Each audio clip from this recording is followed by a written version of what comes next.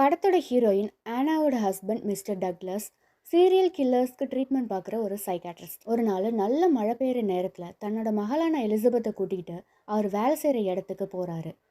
Elizabeth தன்னோட அப்பா கூட சேர்ந்து ஜெயிலில் இருக்கிற ஒரு சீரியல் கில்லரை மீட் பண்ணுறா. அந்த சீரியல் கில்லர் 30 பேரை கொன்னது மட்டும் இல்லாமல் அவங்கள சாப்பிடவும் செஞ்சுருக்கான். டக்ளஸை பிரிசன் வார்டன் கூப்பிட்டதும் எலிசபெத்தை அந்த சீரியல் கில்லர் இருக்கிற இடத்துலையே விட்டுட்டு அவசரமாக அந்த இடத்த விட்டு போயிடுறான். எதிர்பாராத விதமா அந்த சைக்கோ எலிசபெத்தை கொன்னு சாப்பிட்டுடுறான். இந்த சம்பவத்துக்கு அப்புறம் ஆனாக்கு மழையில நனைஞ்சாலே பயம் வந்து மயக்கம் வந்துடும். அது மட்டும் இல்லாம அவளோட ஹஸ்பண்டையும் டிவோர்ஸ் பண்ணிட்டு தனியா வாழ ஆரம்பிக்கிறா. இப்போ அவ ஒயின் அடிச்சுக்கிட்டு ஜன்னல் வழியா வெளியில நடக்கிறத வேடிக்கை பார்க்கறதையே ஒரு வேலையா வச்சுக்கிட்டு இருக்கா. ஒரு நாள் ஆனா வீட்டுக்கு பக்கத்துல நீல்னு ஒருத்தர் தன்னோட மகளான எம்மாவை கூட்டிக்கிட்டு குடி வராரு. நீலோட ஒய்ஃப் இறந்துட்டதா ஆனா கேள்விப்படுறா. ஆனாக்கு நீலை பார்த்த உடனே பிடிச்சிடுது. நீலோட பொண்ணு எம்மா ஆனா கிட்ட அவளோட சாக்லேட்ஸ் எல்லாத்தையும் விற்கிறா. ஆனா எம்மாக்கு செக் புக்கில் அமௌண்ட் ஃபில் பண்ணி பே பண்ணுறா. ஒரு நாள் ஆனா எம்மாக்காக ஒரு ஸ்வீட் செஞ்சு எடுத்துகிட்டு போகிறா. போகிற வழியில் ரோடை கிராஸ் பண்ணும்போது மழை வந்துடும். ஆனா அந்த ஸ்வீட்ஸை கீழே போட்டுட்டு அங்கேயே மயங்கி கீழே விழுந்துடுறா. அவளுக்கு ஆம்ப்ரோஃபோபியா இருக்கிறதுனால மழையில் நனைஞ்சதும் பயந்து போய் அங்கேயே மயங்கி கீழே விழுந்துடுறா. அந்த சமயத்தில் நீல் தான் ஆனாவை தூக்கிட்டு போய் அவளோட வீட்டில் கொண்டு போய் சேர்க்குறான். அடுத்த நாள் ஆனா எம்மாக்காக மார்க்கர்ஸ் எடுத்துகிட்டு போய் கொடுக்குறா. அப்போ தான் நீலோட கேர்ள் ஃப்ரெண்ட் லிசாவை ஆனா பார்க்குறா. நீலுக்கு கேர்ள் ஃப்ரெண்ட் இருக்கிற விஷயத்த தெரிஞ்சுக்கிட்ட ஆனா வருத்தத்தோட அங்கேருந்து கிளம்புறா. ஆனா தன்னோட வீட்டு ஜன்னல் வழியா நீலோட வீட்டில் என்ன நடக்குதுங்கிறத பார்க்க ஆரம்பிக்கிறா. லிசாவோட இன்ஸ்டாகிராம் அக்கௌண்ட்டில் போய் செக் பண்ணுறா. அப்படி செக் பண்ணதில் லிசாவோட எல்லா போஸ்ட்டுக்கும் ரெக்ஸ் அப்படிங்கிற ஐடியிலிருந்து கமெண்ட் வந்ததை நோட் பண்ணுறா.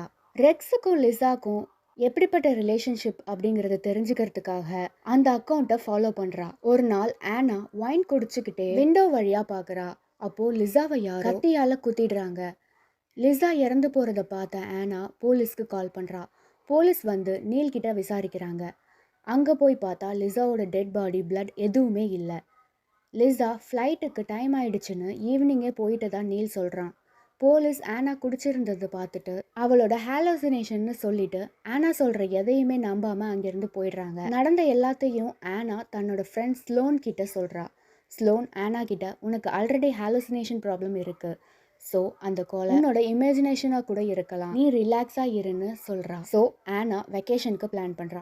ஏர்போர்ட்டில் லிசா போனதா சொன்ன சிட்டாடலுக்கு 1 வீக்காக எந்த ஃப்ளைட்டுமே போகலைங்கிறத தெரிஞ்சுக்கிறா. ஸோ லிசா இறந்தது ஹாலோசினேஷனாக இருக்க வாய்ப்பு இல்லைன்றதை தெரிஞ்சுக்கிட்டு வெக்கேஷன் பிளானை கேன்சல் பண்ணிவிட்டு இன்வெஸ்டிகேஷனை ஸ்டார்ட் பண்ணுறா ஆனா. நீலோட மனைவி மரணத்தை பற்றி இன்டர்நெட்டில் தேடுறா. அப்போதான் அந்த மரணத்துல போலீஸ் நீலை அரெஸ்ட் பண்ண விஷயத்த ஆனா தெரிஞ்சுக்கிறா. அது மட்டும் இல்லாம கொஞ்ச நாள்லயே எம்மாவோட டீச்சரும் ஸ்கூல் ட்ரிப்ல லைட் ஹவுஸ்ல இருந்து கீழே விழுந்து இறந்ததையும் அந்த நேரத்துல நீலும் அந்த இடத்துல இருந்ததாகவும் ஒரு போட்டோ மூலியமா கண்டுபிடிக்கிறா. ஸோ ஆனாக்கு நீல் மேல ரொம்ப ஸ்ட்ராங்கான சந்தேகம் வருது. லிசாவோட இன்ஸ்டாகிராம் போஸ்ட்டுக்கு கமெண்ட் பண்ண ரெக்ஸை ஆனா போய் சந்திக்கிறா.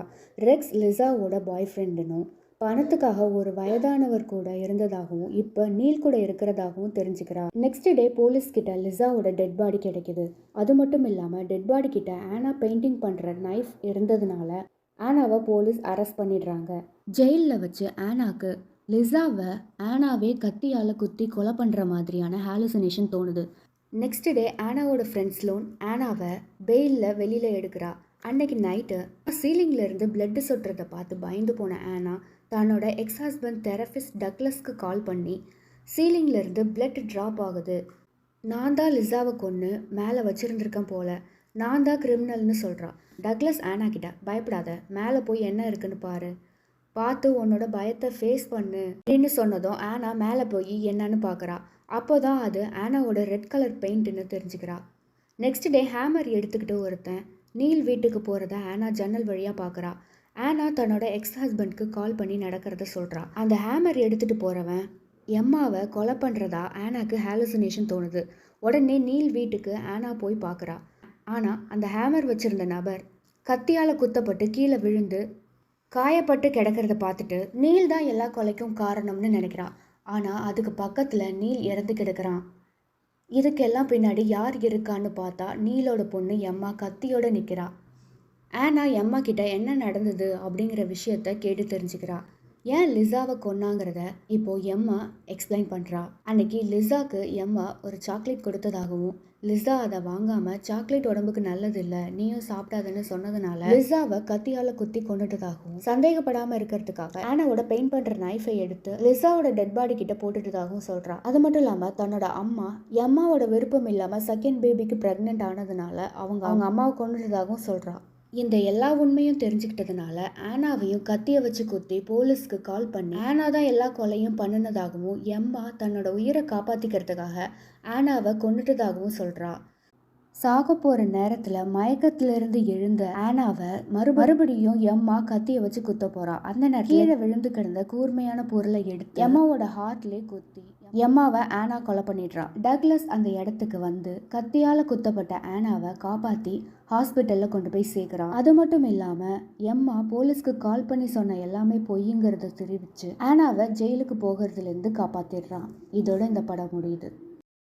சப்ஸ்கிரைப் பண்ணுங்க மக்களே. தேங்க்யூ.